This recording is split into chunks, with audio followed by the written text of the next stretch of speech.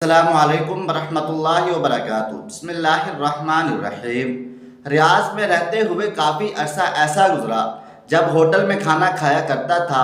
ظاہر ہے پکانا نہیں آتا، اس لیے ہوٹل پر ہی اکتفا کرنا پڑتا تھا، مگر کھانے کی میز پر تنہا بیٹھے ہوئے ایک نوالہ بھی حلق سے اتارنا گویا زہر کھانے کے برابر لگتا۔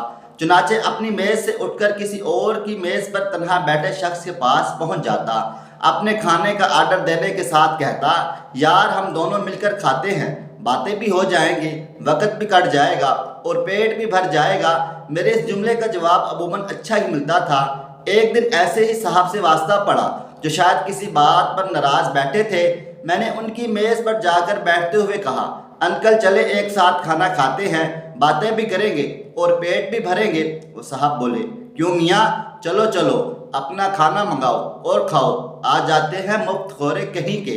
ان کی آواز اتنی بلند تھی کہ پورا ہوٹل سمجھا کہ واقعہ میں ان سے مفت کھانا کھلانے کی درخواست کر رہا ہوں۔ میں نے وضاحت کی کہ چاچا کھانا میں نے اپنے پیسوں سے منگواؤں گا، بس آپ کے پاس آپ کے ساتھ بیٹھوں گا تو وقت کٹ جائے گا۔ خیر وہ نہیں مانے اور میں اکثر کی طرح اس دن بھی کھانا کھائے بغیر میز سے اٹھ کر گویا رات کو بسکٹ اور چائے کھائی اور سو گیا۔ دیار غیر میں بھوکا سونا کوئی حیرت کی بات نہیں، اکثر ایسا ہی ہوتا ہے۔ ایسی ہی ایک رات کھانا کھانے نکلا تو میز پر بیٹھے ایک نوجوان سے انہی جملوں کے ساتھ تعارف ہو گیا۔ وہ بہت خوش مزاج اور دل کا بڑا نوجوان تھا۔ میں یہاں اس کو نوفل کے نام سے متعارف کراؤں گا۔ نوفل کی عمر یہی کوئی 26-27 سال ہوگی۔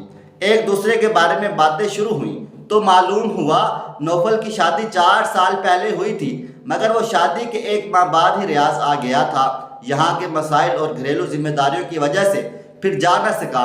ہم ہر روز ہی رات کو ملاقات کرنے لگے۔ ایک رات کافی دیر سے وہ مجھے سڑک پر ملا۔ ارے نوفل، اس وقت تم کیسے؟ کیا صبح کام پر نہیں جانا؟ میں نے اس کو اپنی طرف متوجہ کرتے ہوئے پوچھا۔ نہیں مصطفیٰ بھائی، بڑی مشکل سے چھٹی لگی ہے، 1-2 دن میں ہی گاؤں جا رہا ہوں، 5 سال بعد واپس جاؤں گا اور اب جا کر اپنی بیٹی کو دیکھوں گا۔ نوفل مجھے بتا چکا تھا وہ شادی کے 1 ماہ بعد ہی سعودی عرب آ گیا تھا، پھر اس کے ہاں ایک بیٹی کی پیدائش ہوئی۔ خیر نوفل 1-2 دن میں گاؤں چلا گیا، بڑا خوش تھا، اس کا چمکتا چہرہ آج بھی مجھے یاد ہے تو دل تڑپ اٹھتا ہے۔ نوفل کو گئے ہوئے 1 ماہ ہو گیا تھا۔ ایک دن حسب روایت میں ہوٹل میں کھانا کھانے گیا تو نوفل ایک کونے میں میز پر خاموش اور اداس بیٹھا تھا، شیو بڑی ہوئی، بال بکھرے ہوئے اور آنکھیں سوجی ہوئی تھی۔ ارے نوفل، یہ کیا، تم کب آئے ہو؟ میں نے میز کے قریب پہنچ کر سوال کیا۔ نوفل میری جانب ایسے دیکھنے لگا جیسے وہ اور میں بالکل اجنبی ہوں، آج ہی ملاقات ہوئی ہو۔ پھر چند ہی لمحوں بعد نوفل نے میرا ہاتھ ایسے تھاما جیسے ہمارا صدیوں کا تعلق ہو اور میرا سگا ہو یا میں اس کا سب کچھ ہوں۔ میں نوفل کے ہاتھ پکڑتے ہوئے سوال کیا، کیا ہوا یار، تم تو گاؤں گئے تھے، کب آئے ہو، کیا ہو گیا؟ مگر وہ خاموش تھا۔ میں نے کھانا منگوایا، بڑی مشکل سے اس نے چند لقمے لیے مگر کچھ نہ بولا۔ ہوٹل بھرا ہوا تھا اس لیے بات کرنا مشکل تھا۔ میں نوفل کو لے کر ریاض میں ہارا کی سڑک پر نکل آیا۔ ہم ایک سڑک کے کونے پر موجود چبوترے پر بیٹھ گئے۔ پھر میں نے پوچھا، اصرار کیا، دھمکی دی، اگر مجھے نہیں بتایا تو میں ملنا چھوڑ دوں گا۔ نوفل ایسا لگ رہا تھا جیسے گنگا ہو گیا ہو، آنکھیں سوال کر رہی تھی مگر زبان گنگ تھی۔ میں نے دیکھا وہ فضاؤں اور آسمانوں میں ہے، زمین پر تو اسے کچھ نہیں مل رہا تھا۔ کافی دیر ایسے ہی گزر گئی، پھر میں غصے میں اٹھ کر جانے لگا۔ ٹھیک ہے، جب مجھے کچھ نہیں سمجھتے تو چھوڑو، میں چلا جاتا ہوں۔ اب نوفل اٹھا اور مجھ سے لپٹ گیا، ایسے رونے لگا جیسے بچہ بلک بلک کر روتا ہے۔ نوفل کی ہچکیاں ہی بند نہیں ہو رہی تھیں۔ مصطفیٰ بھائی، یہ میں نے کیا کر دیا، میرے ساتھ کیا ہو گیا؟ مصطفیٰ بھائی، میں نے تو سوچا بھی نہ تھا۔ نوفل، ہوا کیا ہے یار، بتاؤ تو صحیح، خیر ہے نا؟ مصطفیٰ بھائی، میری بیوی نے مجھ سے طلاق لے لی، یہ کہہ کر نوفل پھر رونے لگا۔ مصطفیٰ بھائی، میرا قصور ہے، میں نے اس کے ساتھ غلط کیا، وہ پڑھی لکھی تھی، کوئی دیہاتن نہیں تھی، میں نے غلط کیا۔ آپ جانتے ہیں میں شادی کے 1 ماہ بعد ہی سعودی عرب آ گیا تھا۔ میری بیوی روز کہتی تھی تم واپس آ جاؤ، روکی سوکھی کھا لیں گے مگر ساتھ رہیں گے، مگر میں اپنا گھر بنانے کی دھن میں تھا، بس یار اتنا کما لوں کہ گھر بنا لوں۔ ماں کہتی تھی بہنوں کی شادی کے لیے پیسے جمع کر لو۔ وقت گزرتا گیا، میری بیٹی بھی پیدا ہو گئی۔ نوفل نے کہا، میرے بچپن کا دوست تھا ارشد، ہم دونوں ایک ہی محلے میں بڑے تھے۔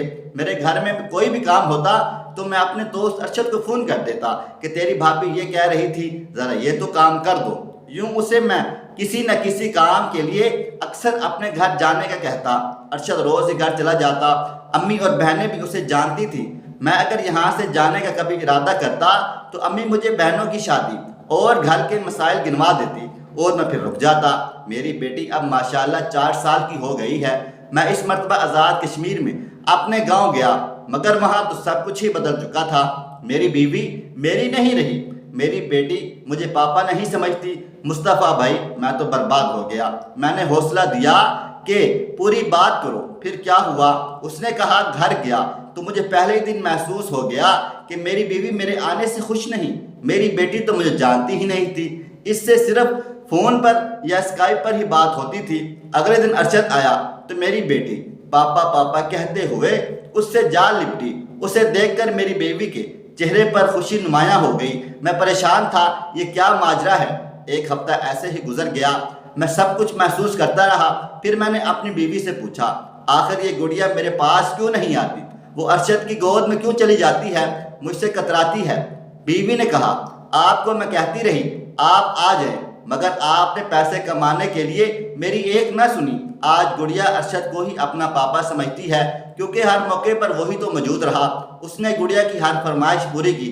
نہ جانے آپ یہ کیوں نہیں سمجھ پائے کہ پیسہ ہی سب کچھ نہیں ہوتا۔ آج آپ کا دوست ارشد مکمل طور پر ہمارے گھر میں آ چکا ہے اور اسی گھر کا ایک فرد ہو گیا ہے، تو کیا مطلب میری کوئی اوقات نہیں؟ میں نے سوال کر دیا تو بیوی نے کہا اس میں میرا قصور نہیں ہے، آپ شادی کے 1 ماہ بعد ہی چلے گئے تھے، آج 5 سال بعد آئے ہیں۔ اس عرصے میں ارشد سے وہ شخص تھا جس نے ماں بیٹی کا ہر طرح سے خیال رکھا۔ آج ہم دونوں میں ذہنی ہم آہنگی ہے اور ہم ایک ساتھ رہنے کا فیصلہ کر چکے ہیں۔ یہ سن کر میں سکتے میں آ گیا۔ میں نے کہا تم جانتی ہو تم کیا کہہ رہی ہو؟ میں نے چیختے ہوئے پوچھا۔ بیوی نے کہا ہاں میں جانتی ہوں، مگر میں مجبور ہوں، میں اب آپ کے ساتھ نہیں رہ سکتی، میرے دل میں اب آپ کے لیے کوئی جگہ نہیں ہے۔ ارشد بھی یہی چاہتے ہیں، آپ مجھے چھوڑ دیں تاکہ ہم نئی زندگی شروع کر سکیں۔ میں سیدھا ارشد کے پاس گیا اور پوچھا تم نے یہ کیا کر دیا؟ میرے گھر میں ہی ڈاکہ ڈال دیا۔ ارشد نے جواب دیا میں نے کوئی ڈاکہ نہیں ڈالا، تم اپنے گھر کی رکھوالی کہاں کر رہے تھے؟ تم تو اپنا گھر میرے حوالے کر گئے تھے، اور جو رکھوالی کرتا ہے وہی گھر کا مالک ہوتا ہے۔ میں مجرم ہوں، مگر مجھ سے بڑے مجرم تم ہو۔ تمہاری بیوی ہر عید پر مہندی لگائے اور گجرا سجائے تمہارا انتظار کرتی تھی۔ میں آتا تو تمہاری بیٹی سے کہتا آپ کی مما اچھی لگ رہی ہیں۔ یہ سن کر گڑیا کی ماں بھی خوش ہو جایا کرتی تھی۔ یوں ہی وقت گزرتا گیا اور ہماری سوچوں اور خیالات میں یکسانیت پروان چڑھتی رہی۔ نوفل اب تم اپنی بیوی کو چھوڑ دو، اس معاملے کو ایک خوبصورت موڑ دے کر خیر آباد کہہ دو۔ میں تمہاری بیوی سے شادی کرنا چاہتا ہوں۔ تمہاری بچی مجھے اپنا باپ سمجھتی ہے، تمہاری بیوی تمہاری رہی اور نہ تمہاری بیٹی تمہیں پہچانتی ہے۔ تم کرکٹ کے اس 12ویں کھلاڑی کی مانند ہو جو ٹیم میں ہوتا ہے مگر کھیل کا حصہ نہیں ہوتا۔ ارشد کی باتیں ہتھوڑا بن کر میرے اوپر برس رہی تھی۔ اس نے کہا مصطفیٰ بھائی نہایت تلخ رہا، یہ سفر میری زندگی کی ساتھی کسی اور کی ہم قدم ہو گئی۔ زیادہ افسوس یہ کہ میری ماں اور بہنیں جن کے لیے میں نے اتنے برس تنہا گزار دیے، جن کی وجہ سے میرا گھر برباد ہو رہا تھا، انہیں کوئی افسوس نہ تھا۔ انہوں نے میری بیوی پر ان گنت الزامات لگا دیے، مگر میں جانتا تھا یہ قصور اس کا نہیں میرا ہے۔ میرے پاس آج بہت دولت ہے، مگر میں حقیقی دولت کھو بیٹھا ہوں۔ میں نے ایئرپورٹ سے ہی بیوی کو طلاق نامہ ارسال کر دیا تھا تاکہ وہ دلہن جو 5 سال تک پہلے اپنے شوہر کی راہ تکتی رہی، اب اسے مزید انتظار نہ کرنا پڑے اور وہ دوسرے شوہر کے ساتھ ہنسی خوشی زندگی گزار سکے۔ یہ کہہ کر نوفل پھر خاموش ہو گیا۔ ہارا کی سڑک پر رات کے 2 بجے سنسناتی گاڑیاں مجھے خوفزدہ کر رہی تھی۔ نوفل کے اندر سے اٹھنے والا شور تنہائی میں مزید اضافہ کر رہا تھا۔ میرے پاس نوفل کے لیے کوئی الفاظ نہ تھے۔ میں اسے گھر جانے کی تلقین کرتے ہوئے واپس اپنے کمرے میں آ گیا۔ اس دن کے بعد نوفل نظر نہیں آیا۔ پھر کئی ماہ بعد ہوٹل سے ہی معلوم ہوا کہ نوفل اب اس دنیا میں نہیں رہے۔ نہ جانے اس کہانی میں نوفل قصوروار تھا، اس کی بیوی گناہ گار تھی، یا امی اور بہنوں نے اپنی خواہشات کے لیے ایک گھر برباد کر دیا تھا۔ دوستو ویڈیو پسند آئی ہے تو اس ویڈیو کو لائک کریں، شیئر کریں۔ اگر آپ نے ابھی تک میرا چینل سبسکرائب نہیں کیا تو ابھی سبسکرائب کر لیں، ساتھ میں بیل آئیکن کو بھی ضرور پریس کر لیجئے گا تاکہ نئی اپلوڈ ہونے والی ہماری ویڈیوز کا نوٹیفیکیشن آپ کو بر وقت ملتا رہے۔ مجھے اگلی ویڈیو تک اجازت دیں۔ اللہ حافظ۔